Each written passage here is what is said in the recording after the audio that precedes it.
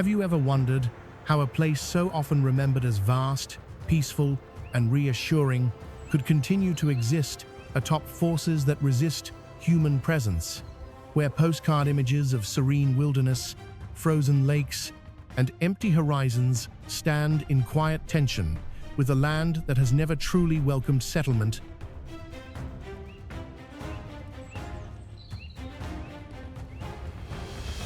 Beneath the familiar image of stability and natural beauty lies a country defined by extremes, by permafrost that refuses to stay frozen, by ocean storms that erase coastlines without warning, and by isolation so profound it turns survival into negotiation rather than certainty, transforming permanence into an illusion rather than a promise.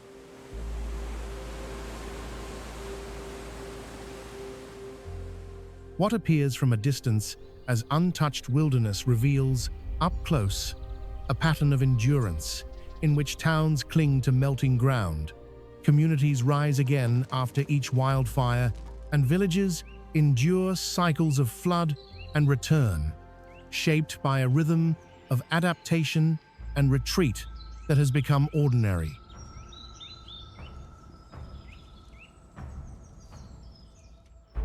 This is a place wilder and more unforgiving than its image suggests, where survival is woven into climate itself, and where existence persists not through conquest, but through accommodation. Welcome to a Canada that should not exist, yet does, against all geological reason and all climatological odds. Not the Canada of stability or comfort, but a country defined by resilience, by survival, and by a reality far more unreal than imagination allows. This is Unreal Canada.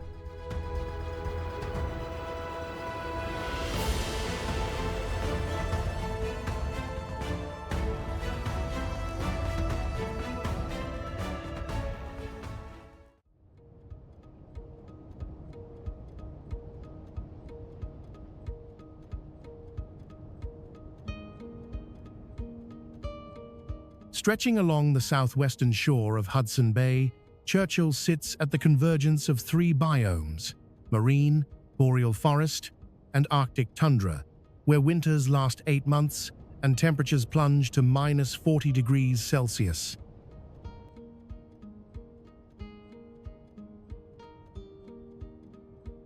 This subarctic isolation, located 620 miles north of Winnipeg with no road access, creates a landscape unreal, not because it is pristine, but because humans and the world's largest land predator share the same streets, the same air, the same precarious claim to survival on ground that grows less stable each year.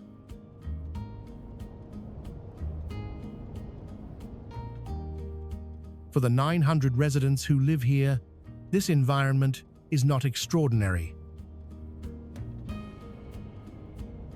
It is everyday life.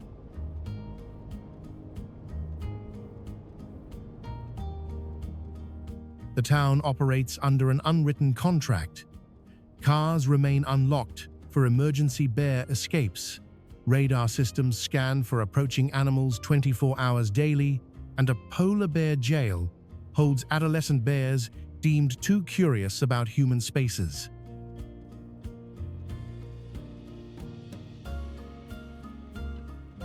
Movement is slow, vigilance is constant, and survival here depends on adapting to the bears rather than attempting to remove them.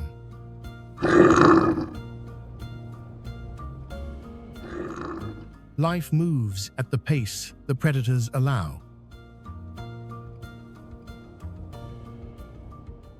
Churchill became this way through a collision of geography and climate breakdown.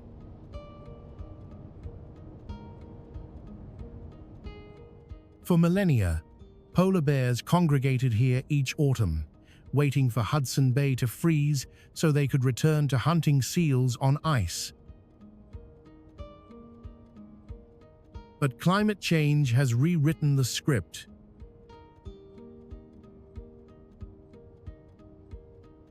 Ice now forms weeks later than it did 30 years ago, forcing 900 to 1,000 bears to linger on land longer, hungrier, and closer to human dwellings.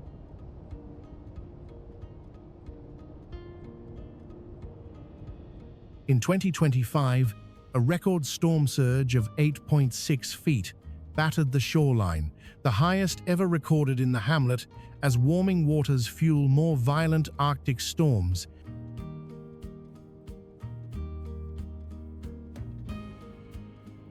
Today, Churchill faces an impossible question.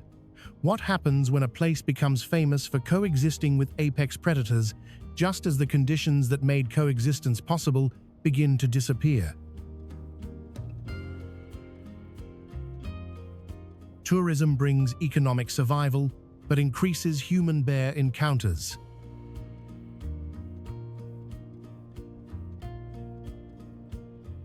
Each year, the ice delay grows longer.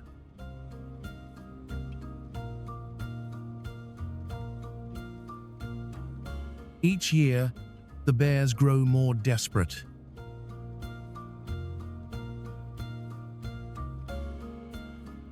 Places like Churchill remind us that the world is not designed for certainty, and that some forms of resilience require accepting that the ground beneath civilization was never truly solid to begin with.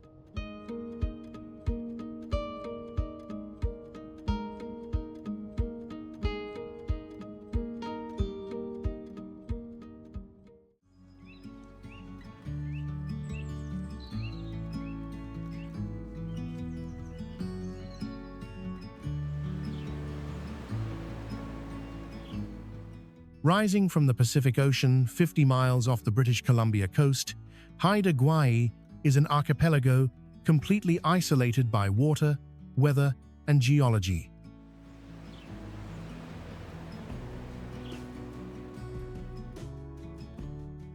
Towering Sitka spruce and western red cedar emerge from mist-filled valleys, while steep cliffs plunge directly into seas that generate Canada's most ferocious storms.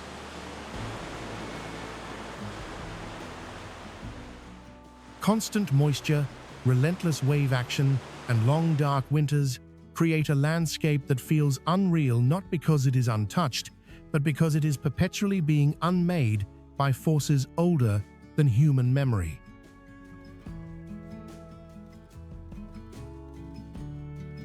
For the Haida people who live here, this environment is not remote.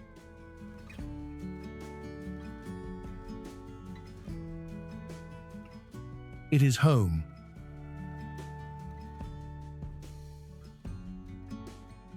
The nation has inhabited these islands for over 13,000 years, developing a culture in rhythm with erosion, storms, and seasonal isolation.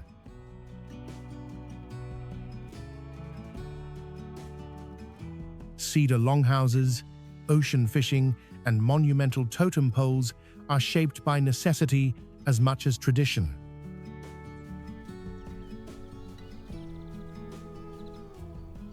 The poles themselves are allowed to decay naturally. Wood comes from earth and must return to earth, a philosophy that accepts impermanence rather than fighting it.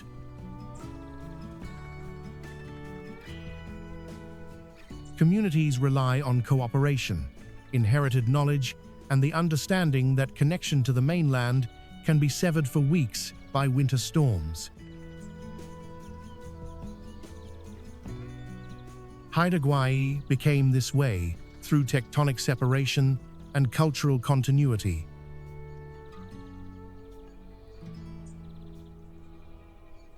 The islands sit atop the Queen Charlotte Fault, a transform boundary capable of generating magnitude 8 earthquakes.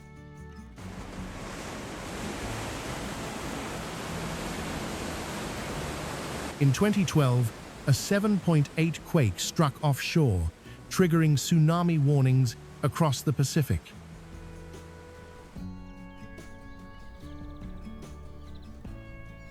The islands are physically pulling away from the continent, geologically and culturally distinct.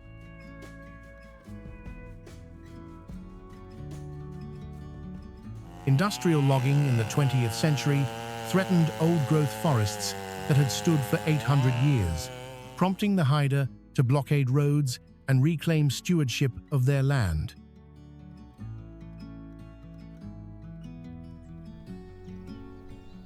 Today, Haida Gwaii faces compounding pressures. Rising sea levels threaten ancient coastal village sites and culturally significant archaeological zones. Storm intensity increases.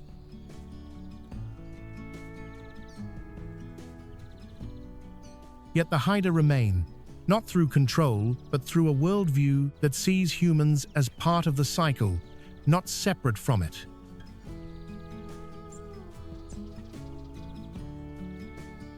What happens when a place becomes famous for being on the edge of the world is an ongoing question here.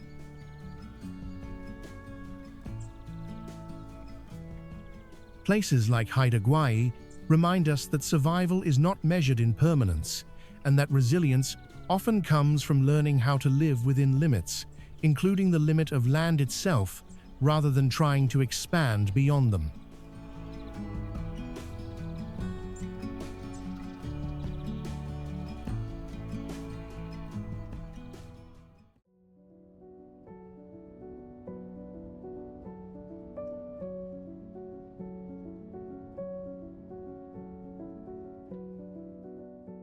Carved into the eastern slopes of the Canadian Rockies, Abraham Lake stretches 20 miles through a mountain corridor where winter winds scour the surface clean of snow, exposing ice so clear it becomes a window into processes most lakes conceal.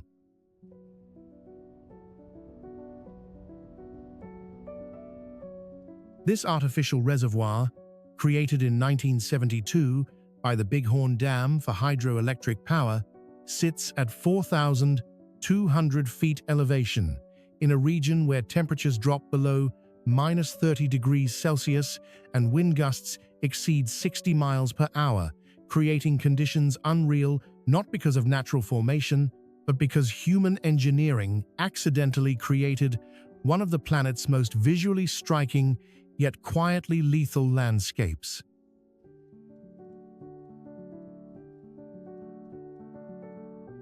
For those who visit here, this environment is not inhabited. It is witnessed.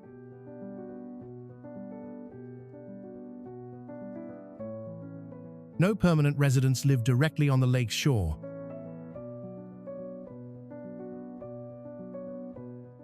Only photographers, researchers, and extreme cold weather adventurers venture onto the ice during the brief window between freeze-up and spring thaw.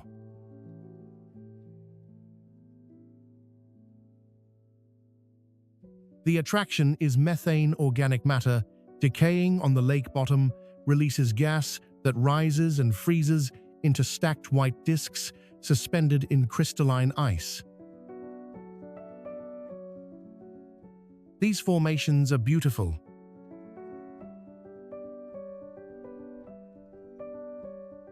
They are also flammable, and the ice itself is treacherous, weakened unpredictably by hydroelectric currents flowing beneath.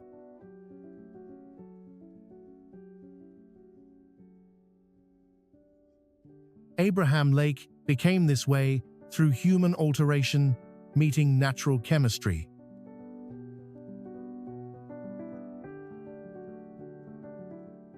When the dam flooded the valley, it submerged forests, grasslands, and soil rich in organic material.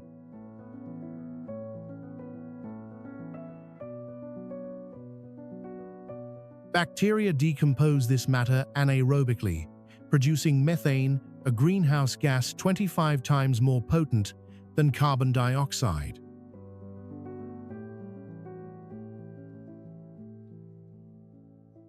Cold water traps the gas until it reaches ice, where it crystallizes into frozen sculptures.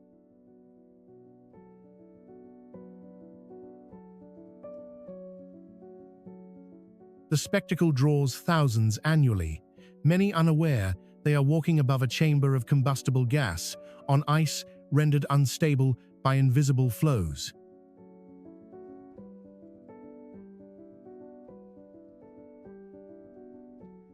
Today, Abraham Lake poses a quiet paradox.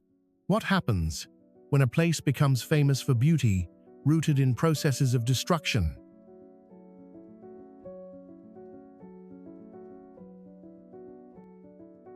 Methane bubbles are markers of decomposition.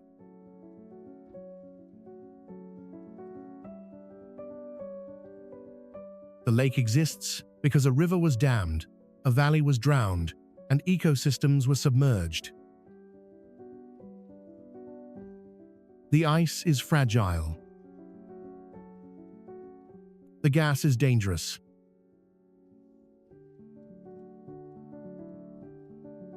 Yet people come, compelled by the visual contradiction, something simultaneously exquisite and hazardous.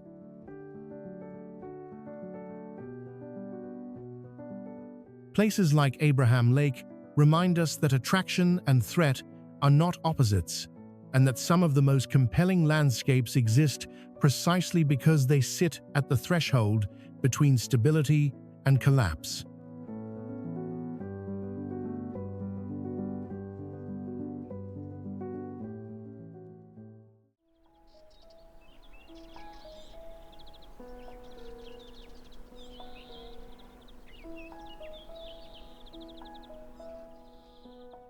Located in the remote northern reaches of Yukon territory, Niianli Nyik Fishing Branch encompasses a wilderness valley where grizzly bears gather in numbers found nowhere else on Earth, drawn by spawning chum salmon and geothermal springs that keep water open even as temperatures plunge to -50 degrees Celsius. Mist rises from thermal vents like breath in the frozen air, creating a landscape where steam meets ice, where the river refuses to freeze, and where the largest predators in North America have learned to rewrite the calendar of survival itself.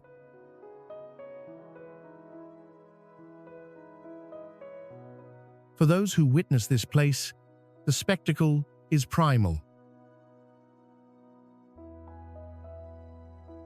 Grizzlies stand chest-deep in steaming water, their fur rimed with frost, heads plunging beneath the surface to emerge with writhing salmon clenched in jaws.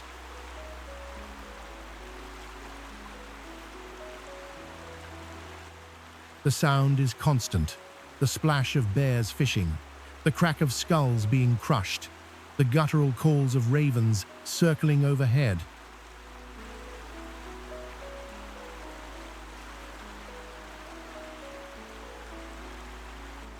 Along the riverbanks, partially eaten carcasses litter the ground, pink flesh against white snow, while wolves wait in the tree line for their turn at the remains.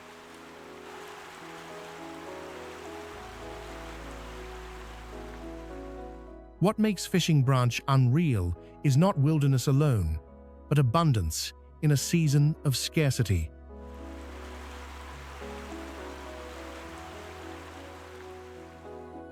While the rest of the Arctic sleeps beneath snow and darkness, this valley pulses with feeding frenzy.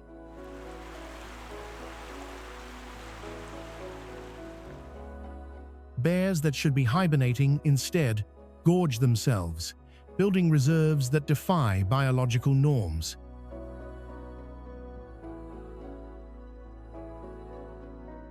The river runs red with salmon, the air thick with the smell of fish and bear musk, the forest floor carpeted with bones picked clean by scavengers.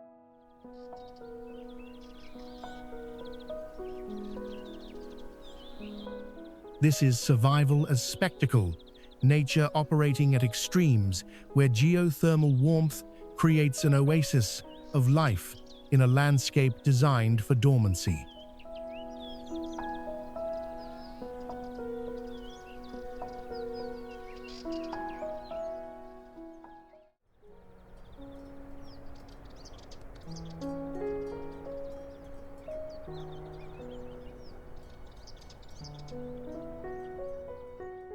Built upon ancient Precambrian bedrock and continuous permafrost, Yellowknife occupies the northern shore of Great Slave Lake, the 10th largest lake on Earth, in a region where frozen ground extends hundreds of feet deep and winter temperatures routinely reach -40 degrees Celsius.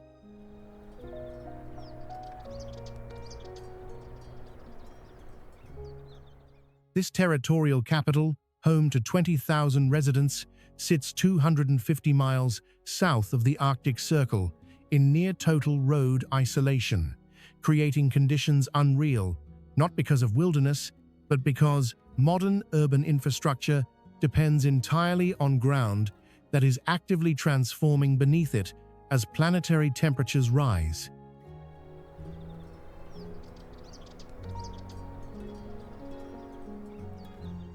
For the people who live here, this environment is not temporary.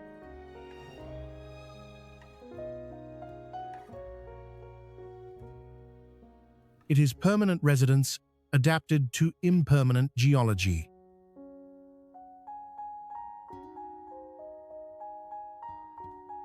Buildings stand on steel pilings driven deep into permafrost to prevent heat transfer that would cause structural collapse.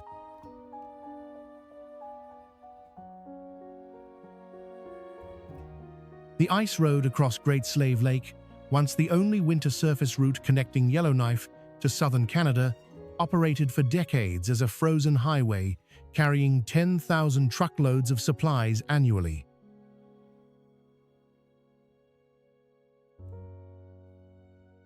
Survival depends on engineering that accounts for ground that cannot be trusted to remain solid.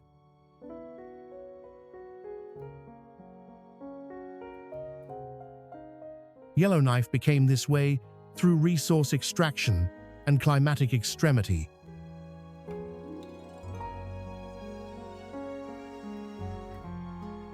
Gold discoveries in the 1930s and diamond finds in the 1990s drew settlement to a region indigenous Dene people had inhabited for millennia, using seasonal migration rather than permanent structures.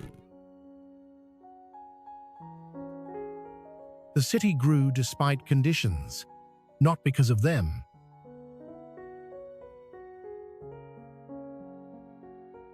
Infrastructure was designed for a permafrost baseline that is now destabilizing.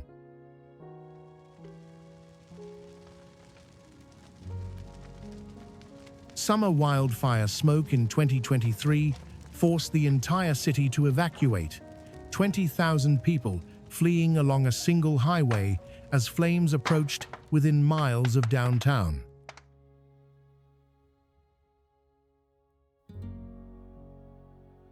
Today, Yellowknife confronts compounding instabilities.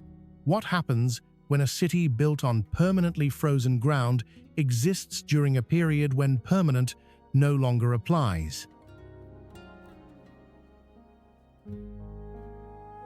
Thawing permafrost causes buildings to tilt and crack.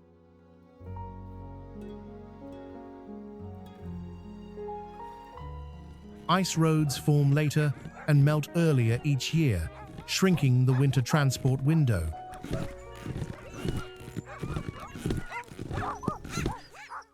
The 2014 completion of an all-season highway reduced dependence on ice, but wildfires now threaten the route annually.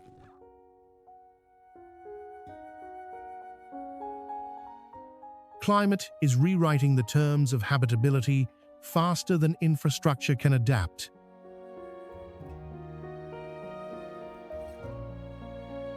Places like Yellowknife remind us that some cities exist not because the land supports them, but because human determination temporarily overrides geological reality, a determination that may not be sustainable indefinitely.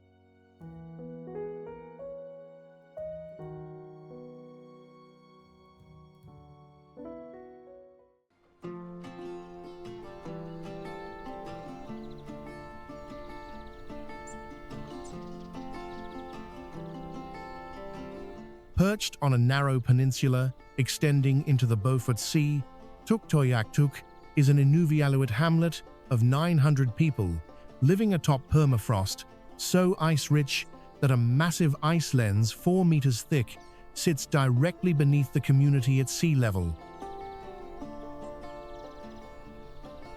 The coastline here erodes at rates between 1 and 2 meters annually, accelerating to 5 meters during severe storms, while distinctive ice-cored hills, called pingos, rise from the tundra like geological monuments to forces that are now working in reverse, creating conditions unreal, not because of remoteness, but because an entire community watches its land being consumed by the ocean in real time.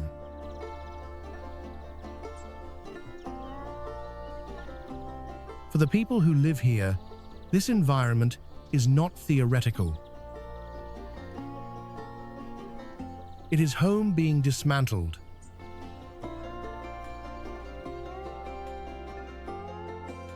Residents have witnessed shoreline retreat within their lifetimes.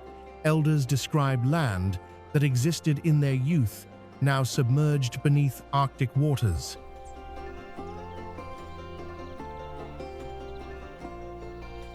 Several families have been forced to relocate homes inland as coastal lots collapsed.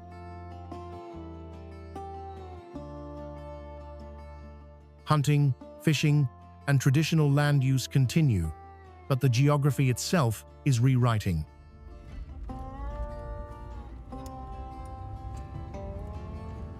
The Inuvik-Tuktoyaktuk Highway, completed in 2017 as Canada's first all-season Arctic road, provides year-round access, yet arrives just as the destination it serves faces potential disappearance.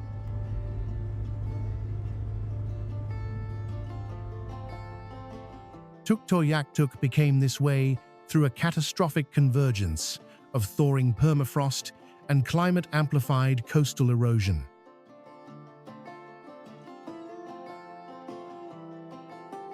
The massive subsurface ice that once stabilized the ground is melting, causing land to subside.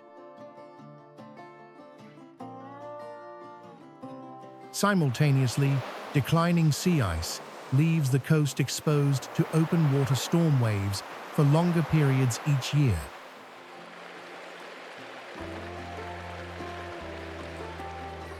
In August 2025, a Beaufort Sea storm generated winds exceeding 100 kilometers per hour and a record storm surge of 2.62 meters, the highest ever measured in the hamlet.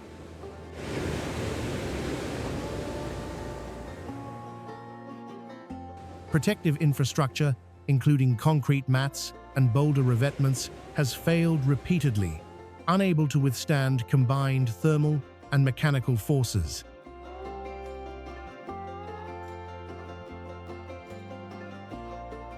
Today, Tuktoyaktuk faces a timeline of loss. What happens when a community knows with scientific certainty that its location will become uninhabitable within decades?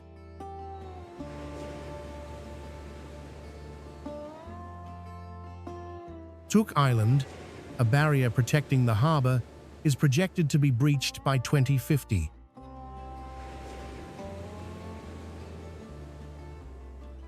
Without it, wave action will accelerate mainland erosion.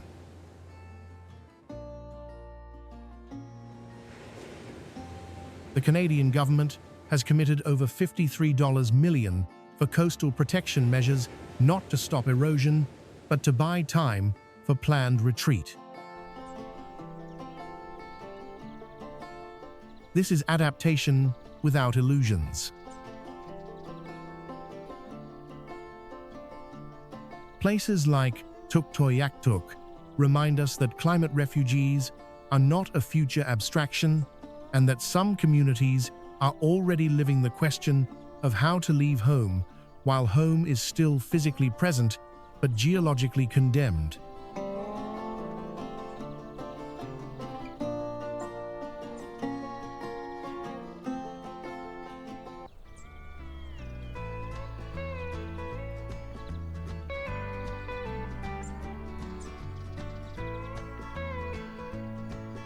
Rising from Newfoundland's western coast, Gros Morne National Park presents landscapes geologically impossible on most of Earth's surface.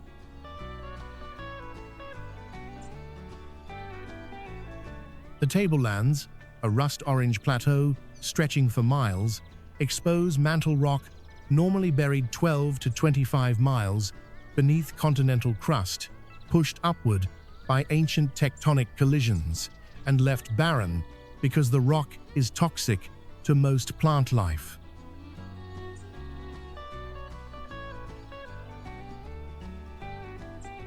Steep-walled fjords, carved by glaciers, cut through mountains that receive over 80 inches of precipitation annually, creating conditions unreal not because of remoteness, but because the planet's interior anatomy lies visible on the surface.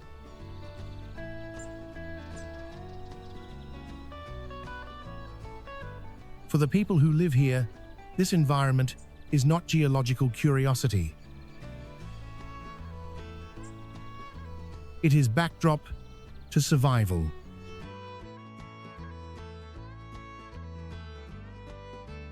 Small fishing communities, Norris Point, Woody Point, Trout River, cling to sheltered coves beneath cliffs that dwarf human structures. Livelihoods depend on the ocean in a region where winter storms generate waves exceeding 30 feet, and isolation can last weeks when snow closes roads. The tablelands themselves are avoided. Nothing grows on the ultramafic rock, and the terrain offers no resources.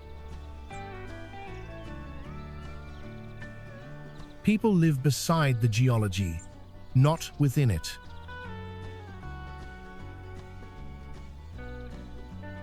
Gros Morne became this way through plate tectonic violence preserved in stone.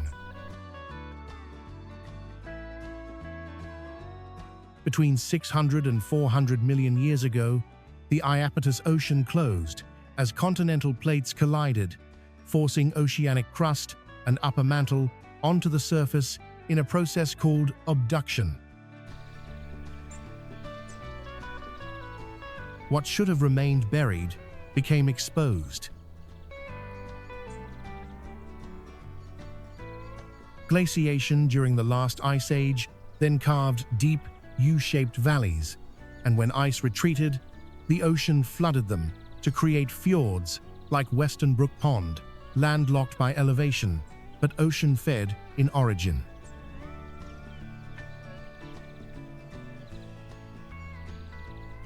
The landscape is a textbook open to chapters written across geological epochs.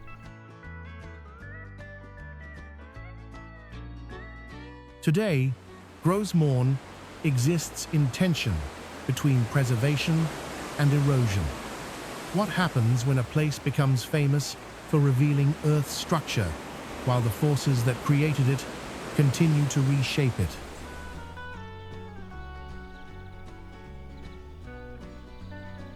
The tablelands weather slowly, releasing metals into streams that render water toxic.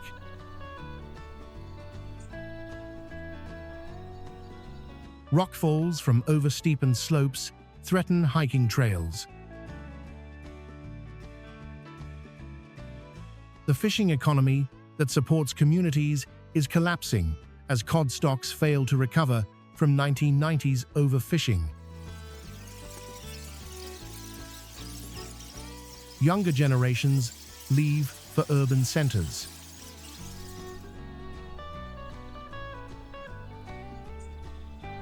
Places like Gros Morne remind us that even when geology is spectacular, it does not guarantee habitability, and that some of the planet's most profound landscapes are the least capable of supporting the lives drawn to witness them.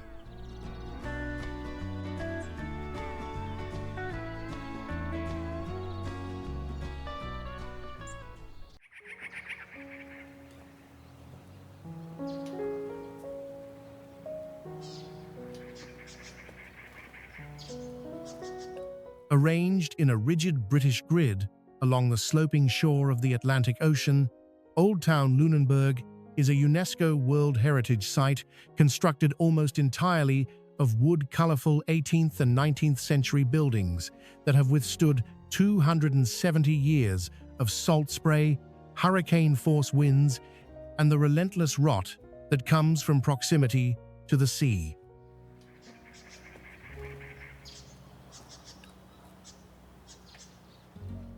This shipbuilding town, laid out in 1753, occupies a natural harbor exposed to North Atlantic storm systems that generate waves powerful enough to destroy concrete, creating conditions unreal, not because of historical significance, but because an entire urban fabric made of the ocean's greatest enemy, wood, continues to exist at the ocean's edge.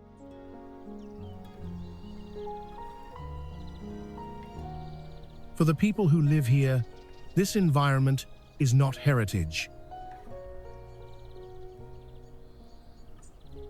It is maintenance.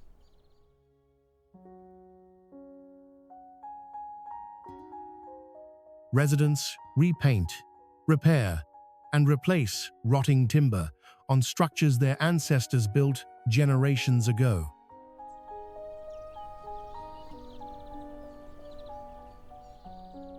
The cost of preservation is constant. Salt accelerates corrosion of nails, moisture swells and warps boards, and wind-driven rain penetrates protective coatings.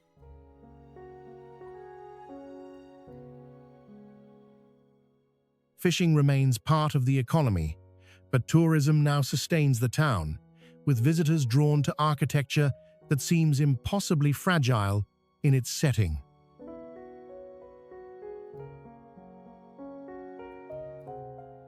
The harbor still shelters boats, but the industry is a shadow of its former scale.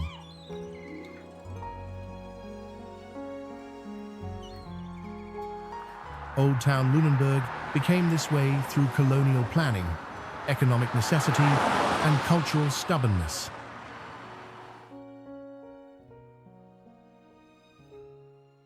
British surveyors imposed a European urban model on North American terrain, creating straight streets regardless of topography.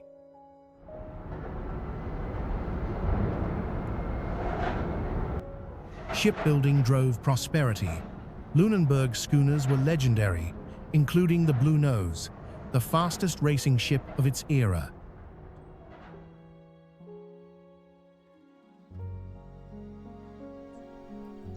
But prosperity was built on wood, in a place where wood fights a losing battle with the elements.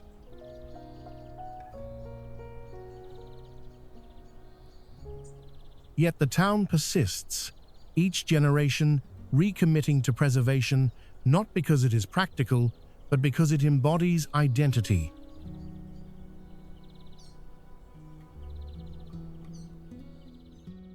Today, Lunenburg faces compounding vulnerabilities.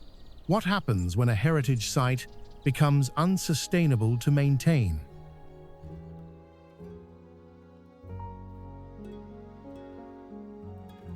Sea level rise threatens low-lying waterfront areas where the oldest structures stand.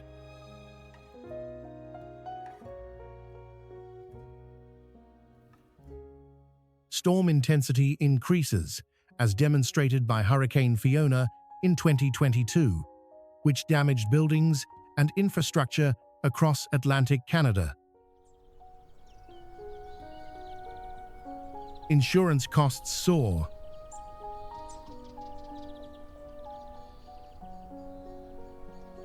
Younger residents cannot afford the expense of maintaining heritage homes.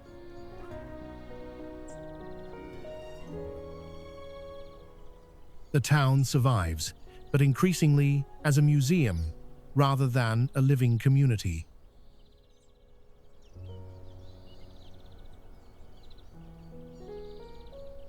Places like Lunenburg remind us that some persistence is defiance, refusing to abandon what logic suggests should be abandoned, and that cultural memory can outlast the materials that carry it. even as those materials slowly dissolve.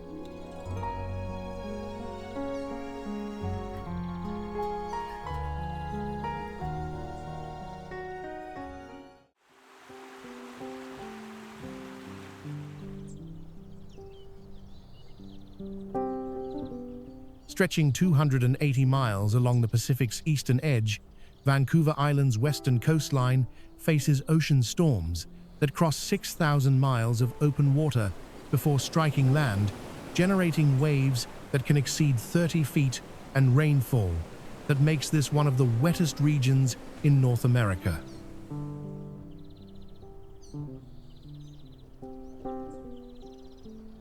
The town of Tofino, perched on the Essaouista Peninsula within Clayoquot Sound, receives over 126 inches of precipitation annually, while sitting directly above the Cascadia subduction zone, a fault capable of producing magnitude 9.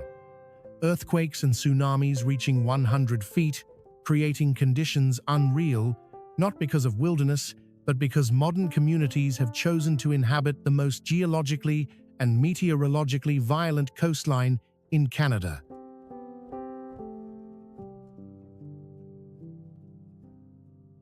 For the people who live here, this environment is not dangerous. It is exhilarating.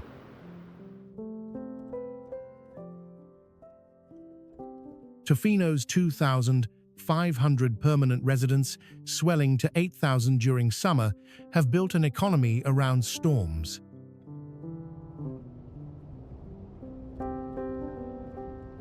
Storm watching draws tourists who pay premium rates to witness waves destroying shorelines from the safety of oceanfront lodges.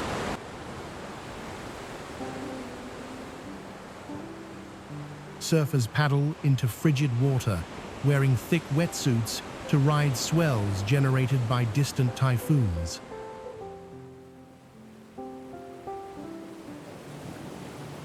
The community has transformed threat into attraction, yet the underlying hazards remain absolute.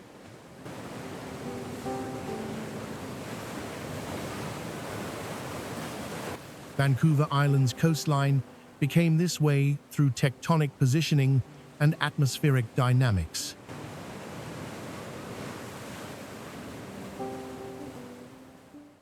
The Juan de Fuca Plate subducts beneath the North American plate at approximately 1.6 inches per year, storing elastic energy that will eventually release in a megathrust earthquake. The last occurred on January 26, 1700, and the next is statistically overdue.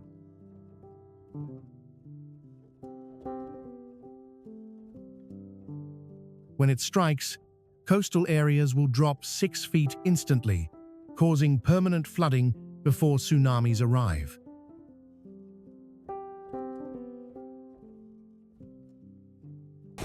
Atmospheric rivers, narrow corridors of concentrated moisture, regularly dump extreme rainfall, triggering landslides and floods, as seen in November 2021, when highways washed away and communities were isolated for weeks.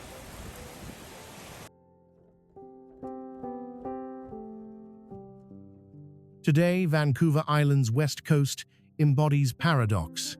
What happens when a place becomes famous for beauty and adventure, rooted in forces capable of annihilation?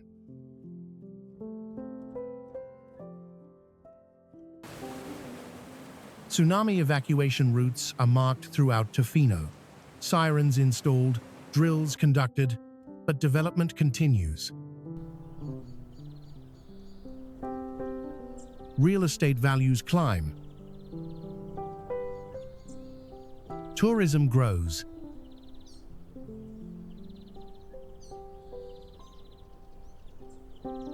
The earthquake will come, yet life proceeds as if it won't, or as if the interval before it justifies the risk.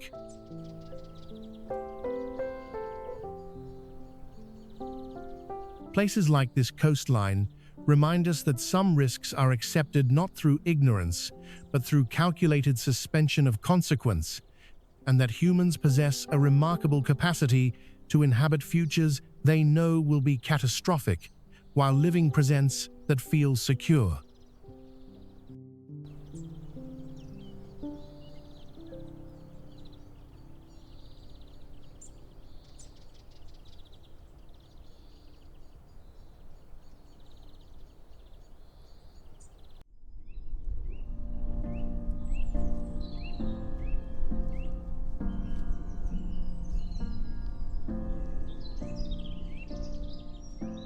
Nestled in the Valley of the Ten Peaks at 6,200 feet elevation in Banff National Park, Moraine Lake appears each summer as glacial meltwater fills a basin dammed by a rockfall, creating water so turquoise it seems artificially colored, a result of glacial flour, finely ground rock particles, refracting sunlight.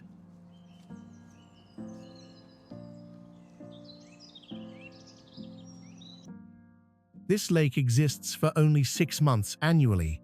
By October, it drains and freezes, leaving a snow-filled depression until June, creating conditions unreal not because of remoteness, but because one of the world's most photographed landscapes is fundamentally temporary, dependent on processes now being disrupted by climate change.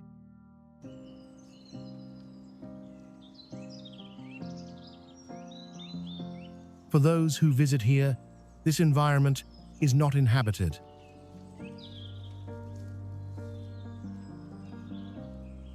It is witnessed during a narrow window.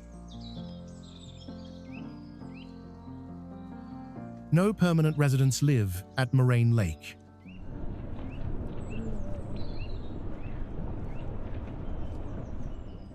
Parks Canada staff operates seasonally, managing the 10,000-plus daily visitors who arrive during peak summer.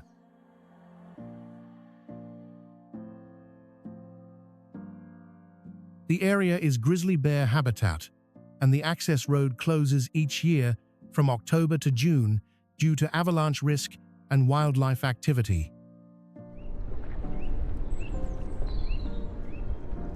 Human presence is tolerated, not accommodated.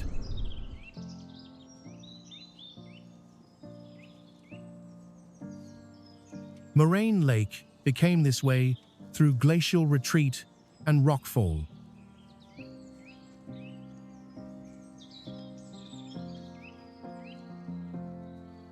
Approximately 10,000 years ago, as the last ice age ended, glaciers carved this valley and left behind debris. A rock slide from the Tower of Babel Peak created a natural dam, and seasonal meltwater from 10 surrounding glaciers filled the basin behind it.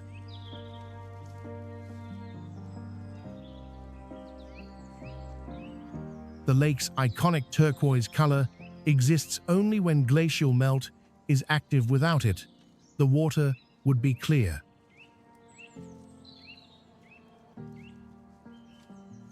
The entire landscape is a product of ice.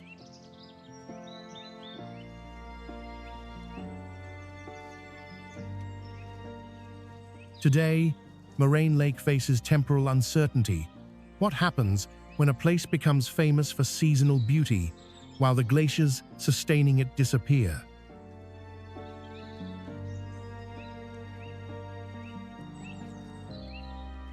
The glaciers feeding this valley have lost over 25% of their mass since 1985.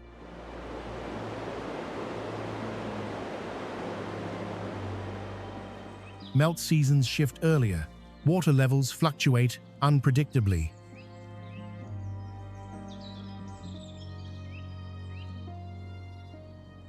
The turquoise intensity depends on glacial flour volume. As glaciers shrink, less sediment enters the water, potentially altering the color that defines the lake's identity.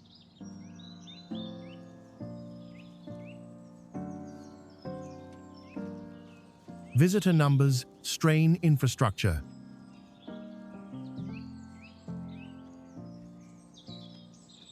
The site is so photographed, It appears on Canada's former $20 bill, yet its existence relies on climatic conditions that are vanishing.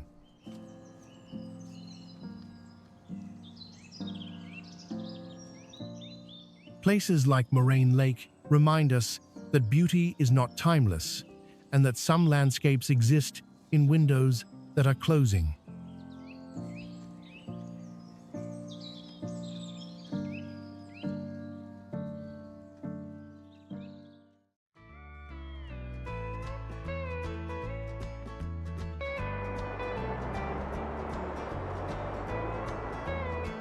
Canada is often celebrated as a symbol of vast wilderness and stability.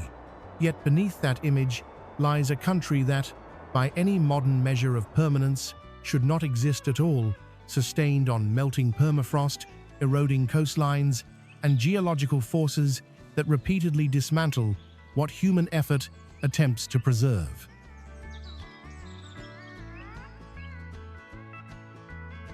Its persistence is not the result of control or certainty, but of a long negotiation with instability, a culture shaped by adaptation.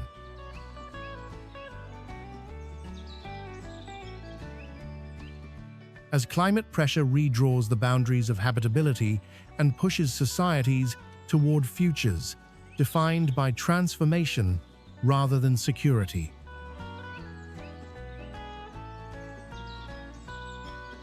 This is not a story that belongs to one country alone, because across the world, there are places shaped by the same forces, places that have learned how to exist where they should not, and places that suggest this journey does not end here, but continues far beyond Canada's borders, into territories still waiting to teach us what survival truly requires.